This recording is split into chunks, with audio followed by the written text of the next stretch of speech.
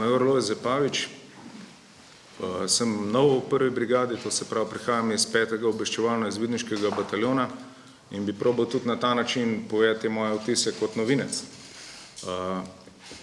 Pa bi se kar navezal na poveljnika, ki je Angleže omenil, pa bi rekel, angleški specialci imajo en rek who dares wins. In mi gre nekako v sklop te vaje in te moje občutke, ki sem jih jaz tukaj videl. Zdi se mi pa, da ta vaja je en udriv in skok iz vsesavanja v poprečnost. Se pravi, beži od poprečnosti, prikazuje smelost, kaj smo se v teh letih naučili, pa kaj bi mogli delati, iti ven iz pisarn na poligone, pa v kontakt z ljudmi.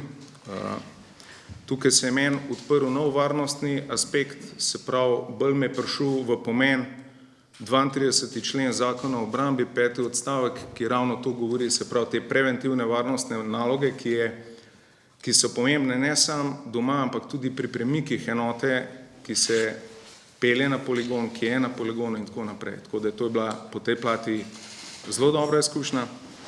Kar se obveščevalnega dela tiče, bi rekel, da ta sektor, ki ga imam, je koktajl ljudi iz različnih enot, iz različnih izkušenj, tako doma kot v tujini, in se je pokazal kot vir nekih neprecenljivih mešanc znanja in dobrih idej, ki grejo v celoten koncept ali te vaje ali pa cele slovenske vojske.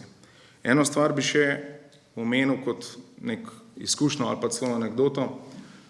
Ko so prišli na obisk v sektor dvojke, parlamentarna komisija, del članov tega ekipe, so takoj jih je zanimalo, kako je z sateliti in nadzorom dogajanja na tleh prek satelitov.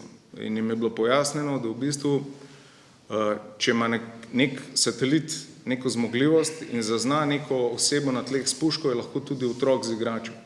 In tle je v bistvu bil jim pojasnen ta pomen teh JTAG-ov, ki preprečujejo kolateralno škodo.